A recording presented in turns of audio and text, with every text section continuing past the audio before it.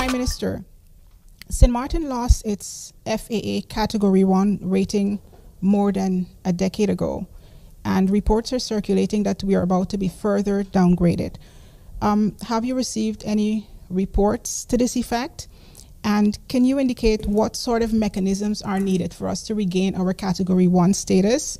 And if you can provide a timeline as to when this can be achieved. As it relates to the FAA rating, I cannot give an answer on that, but I will look into it. I don't know if the Minister of State has received anything, but as Prime Minister, I have not received anything or cannot recall having received it within the past couple of weeks.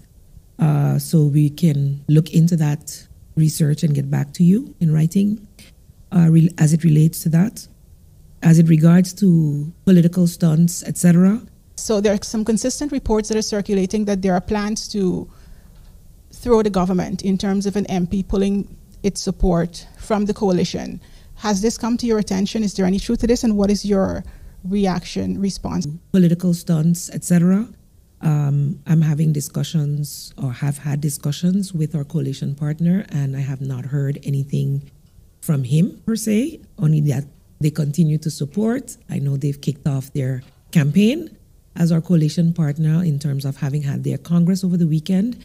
And they are, in fact, they mentioned within that campaign how grateful they are to be able to maintain a majority support throughout these past 3.5 years, and that they will continue to do so moving into elections. So as far as I'm concerned, I know I said it last week, that it may be wishful thinking on behalf of the opposition that this is what is happening. They want a date and they want it now, and why is it being held back, etc. The date is basically set, but I need to get feedback from the main voting bureau.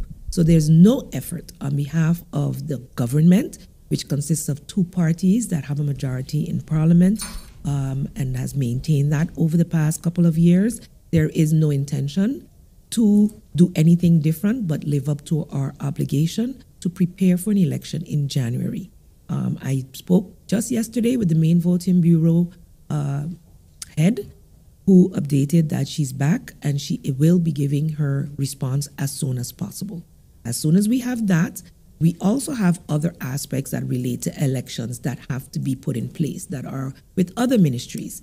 So we would like to make an announcement that is all-encompassing, and as soon as we have that information, there is absolutely no reason to hold back. But I have to have stakeholder input. So the main voting bureau is a very important stakeholder, and they promise to give their response as soon as possible.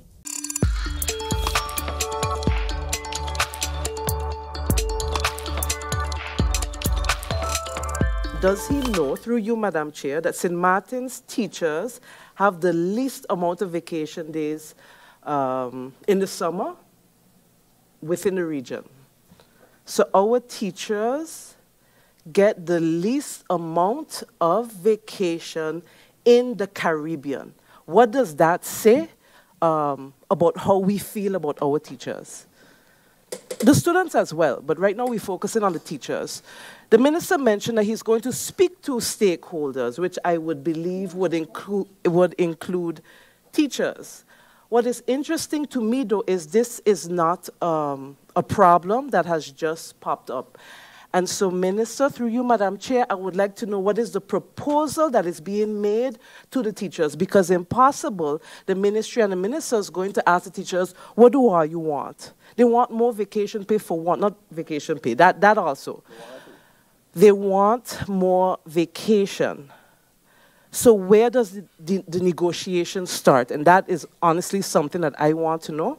And I'm looking forward to hearing about this stakeholder consultation with our teachers who are overworked, they are burnt out, they're frustrated. 4 weeks of vacation, that's unacceptable. So I'm really looking forward to the stakeholder consultation according to the minister. I am also, Madam Chair, I just be flabbergasted, just like my colleague MP Emmanuel, on the types of answers that we receive. Specifically, the question that I had on the themes, I asked for an update on the themes in this report that was done, not a list of those themes. I know what the themes are. I would like an update on those themes. Specifically, has an evaluation of the remuneration regulation in education been done? And if yes, what are the recommendations and what's the plan? If not, why not? A theme in the report was also the image of the teaching profession. What do people think about becoming a teacher? What do teachers themselves feel? What has been done under that theme? There was a couple of updates given, but I would like to know, or I'd like to receive an update on the other themes in that report. It was quite an extensive report.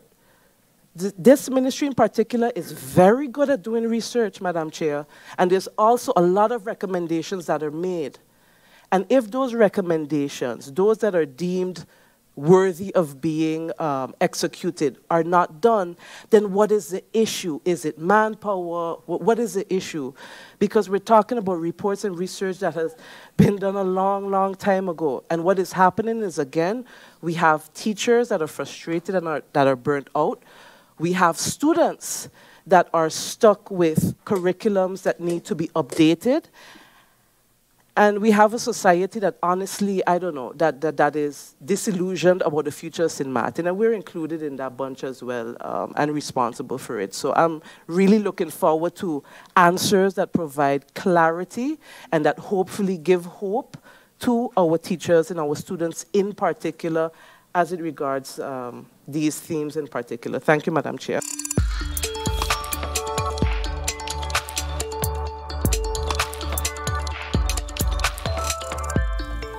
The question from MP Duncan in regards to that the teachers in St. Martin have the least amount of vacation days in the big vacation.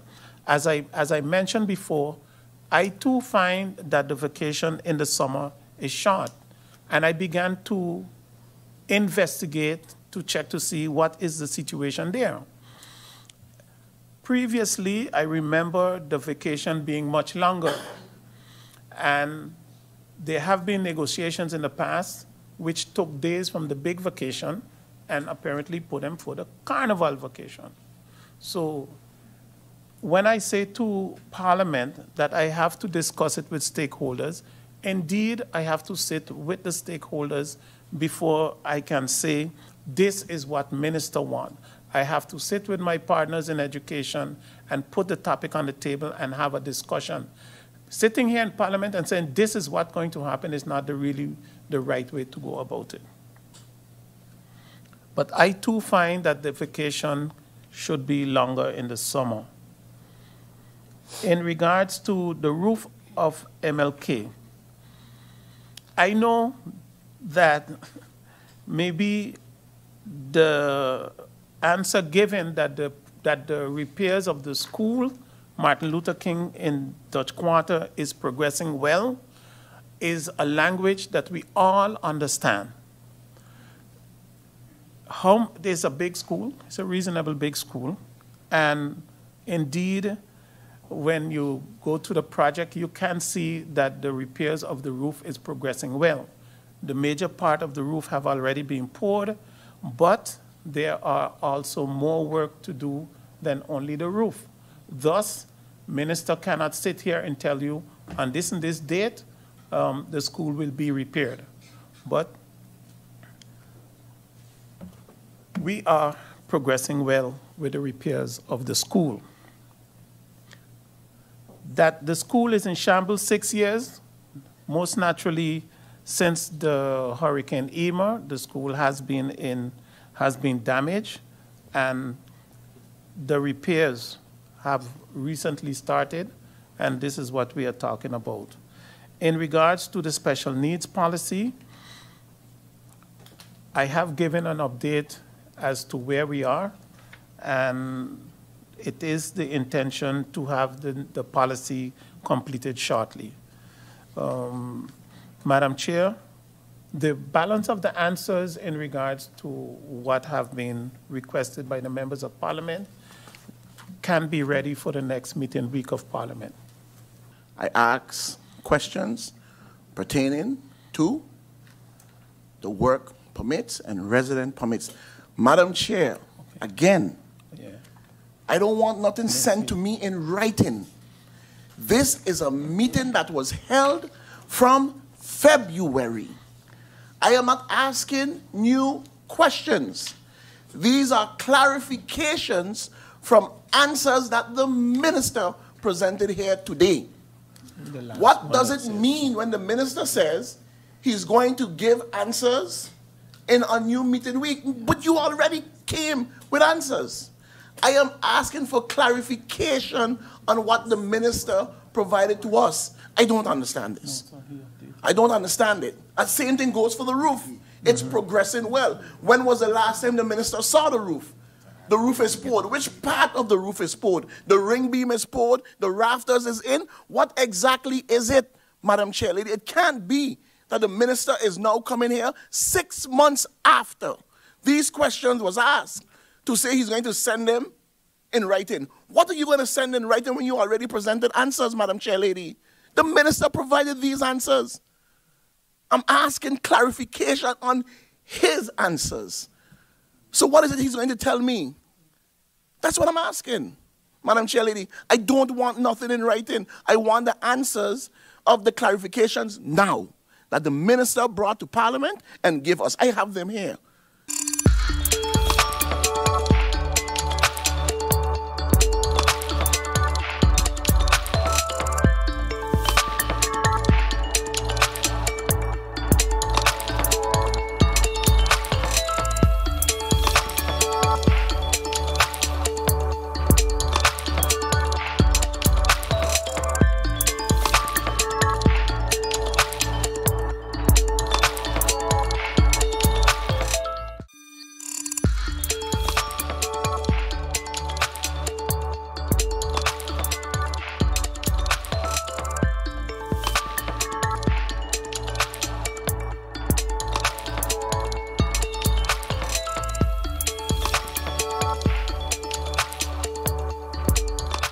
Mealtime rules.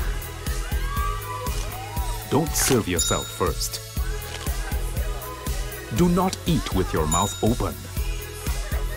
Don't rest your elbows on the table. Don't make noise when eating. Does not apply when enjoying KFC buckets.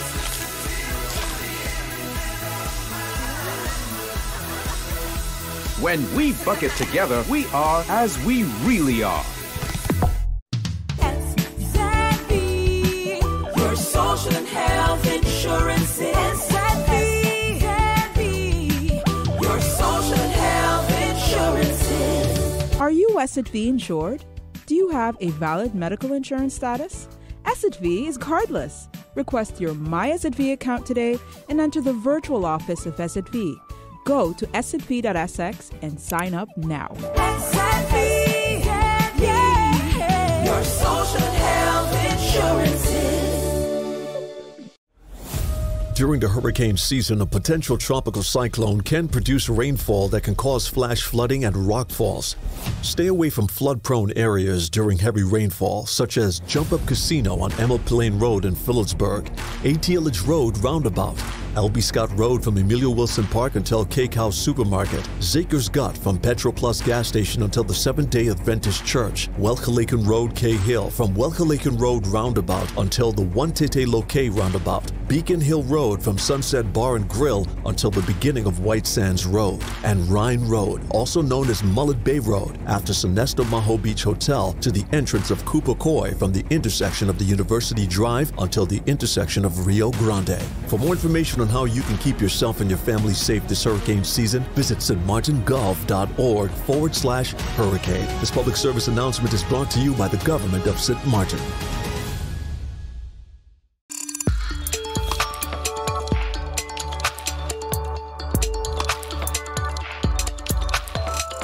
For this year, you announced that the monies that were cut from the travel budget for Parliament, some 400,000 guilders, would come from ship registry. And to date, there is no ship register on St. Martin, apart from a very small one for touring charters. So that there should be a law introduced to have this ship registry in effect, so you could collect the money from that. However, St. Maarten doesn't have a maritime flag, as it is not an independent country. Ships that would be registered would sail under the Dutch flag. And in The Hague, they're not particularly fond of that idea, because reflagging of ships, foreign ships, is particularly to do with international crime, and having foreign ships registered with captains in one country and the boat in another country and the flag from another country.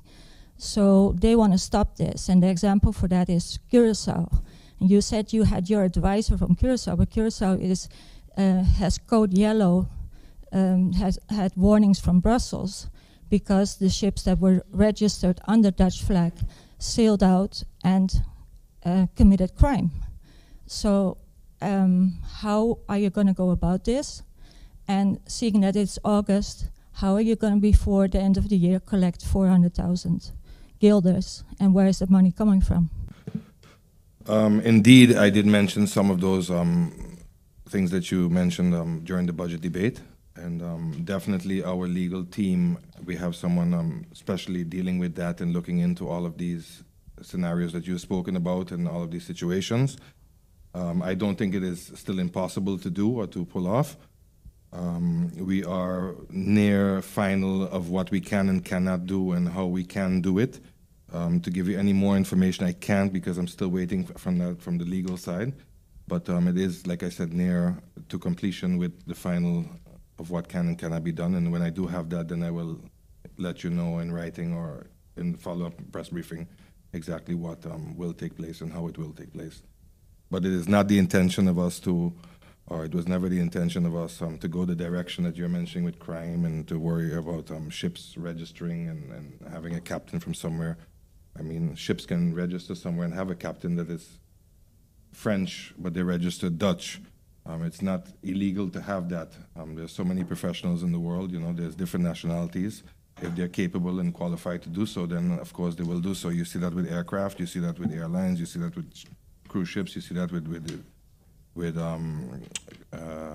mega yachts, you see that with charter companies, you see that everywhere. It's nothing new, it's nothing particularly to St. Maarten or Curacao, it is something that is everywhere. So again, when I do have that further information, I will provide that to you. The 400-something thousand that was budgeted for the travel budget for Parliament, where will this money come from? As I just mentioned, I think we can still pull off getting this in place and continuing the plan that we had in place. Although there's a few months left, it is not impossible. And there are also, of course, when you do these things, fees attached to it. And when the fees are attached to it, of course, those bring in revenue, and that will all add up to what you're mentioning. And that is still the plan to have executed.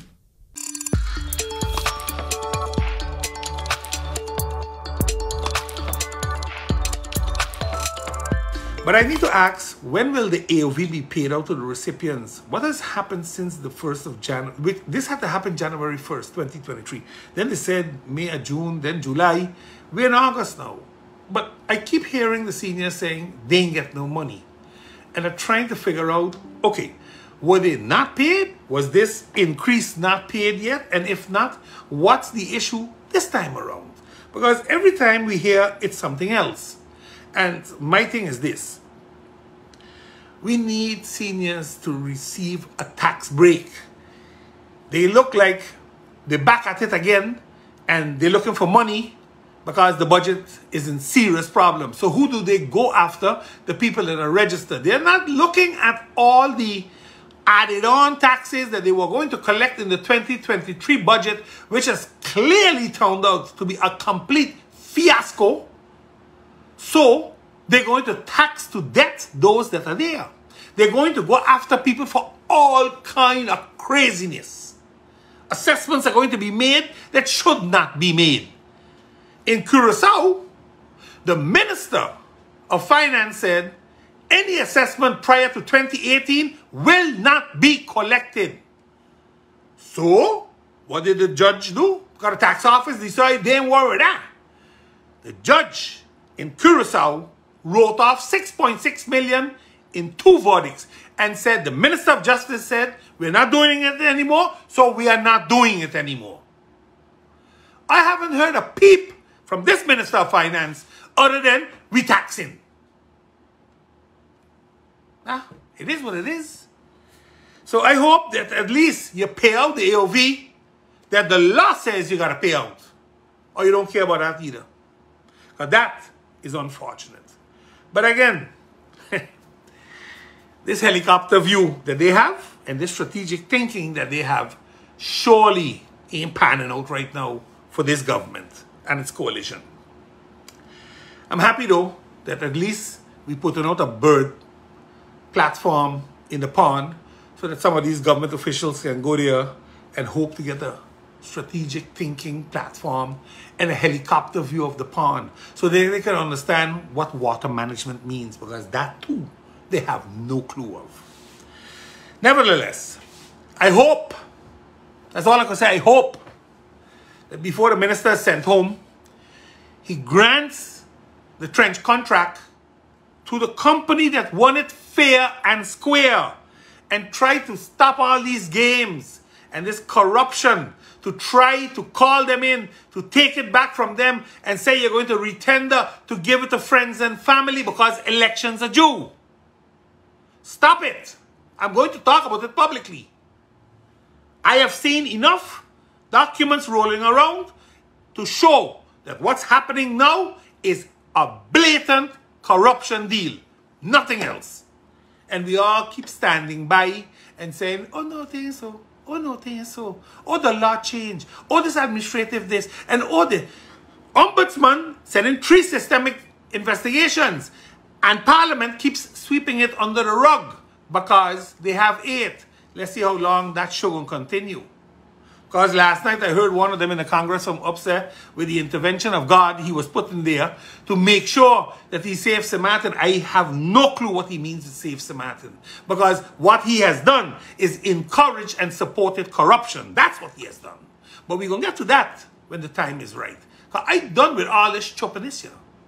Time to go down in the nitty-gritty. My closet open. I'm going to open a lot of others. Guaranteed. From now to election, guaranteed. That is a fact.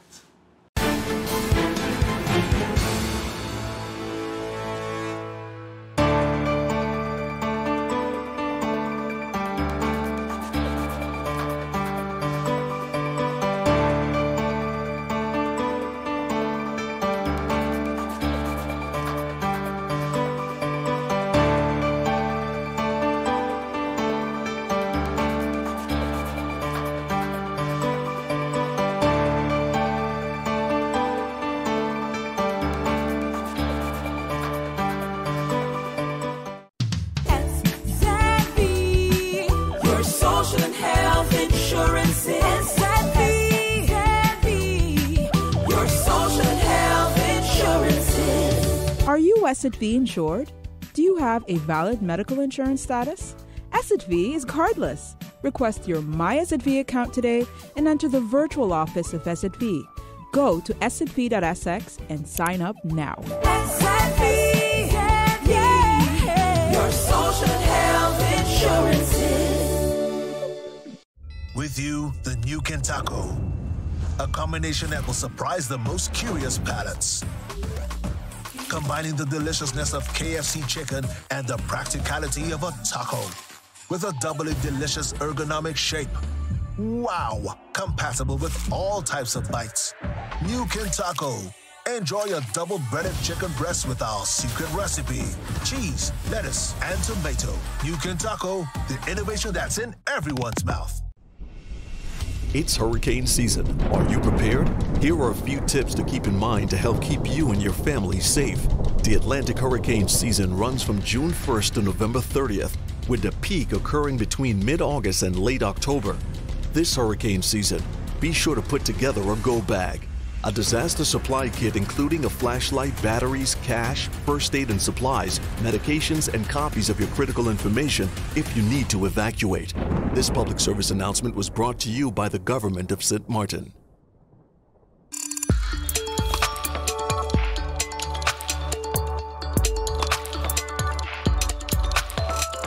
regarding the situation at the customs. They said that there were meetings and dialogue with you.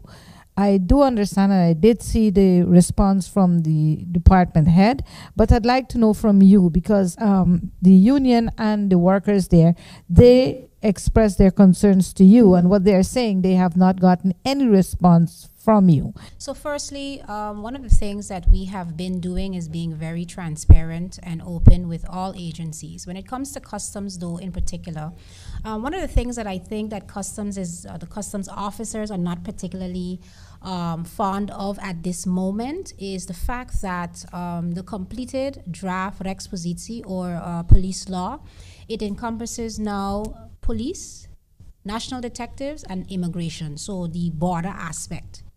In the discussions with the same union members who presidents that I see have also decided to put out public statements of their disapproval or disappointment with the status of things, are the very same persons who signed in a covenant agreement with the minister that after this police law is signed by His Excellency and published, immediately we will commence the steps that are necessary to incorporate both customs and that of Harvey Bay, because what that law does is it recognizes all persons with police task. So it is not a case when you look at law enforcement is not just police. Law enforcement are all parties or agencies that are enforcing the law. So the reality of the situation is, just like KPSM has existing, their legal position established since 10-10-10 in the KPNA, right, coming over from 10-10-10, but what they sought was to be able to have an updated one. We've done this, it's complete. But customs is not at this time a part of that. There are aspects of, let's say, they're not having IDs. In order to get the ID, the system requires an LB number, a Landsbesluit number. This has been explained to this, and these are the most recent classes. This is not customs officers who have been in dienst from way before. These are the new classes who are saying we don't have IDs, but they also know that the signing of Landsbesluit ceased quite some time now, and we are in the position where the necessary legislative work has been done by this administration. It is finalized. All that is occurring right now is that the Ministry of Finance is working to be able to make that budget amendment that is necessary to ensure that the funds can be released. Because the moment that in each individual's LB is signed, guess what happens? They're seeking money. So the governor is saying to us, listen, I am governed by the Rijkswet, or the Kingdom Law, and the Kingdom Law requires me to ensure that the financial ability is there. So the Minister of Finance has now a responsibility to secure those funds in the budget. And we are busy, or he is busy and his team, with the budget amendment. Of course, the Ministry of Justice is providing the support there as well. So I see that there are other aspects. Uniforms. I had a discussion with the acting chief, Ben Nadina, about, well, why is it they don't have... Minister, they do have uniforms. What the difference is, they prefer not to wear their official uniform, and they would prefer the more relaxed, so the polo shirts and the khaki pants. But that is not your official uniform. You have. So there is a misconception there when one says we don't have uniform. You're giving the public a whole different understanding than what your reality is there.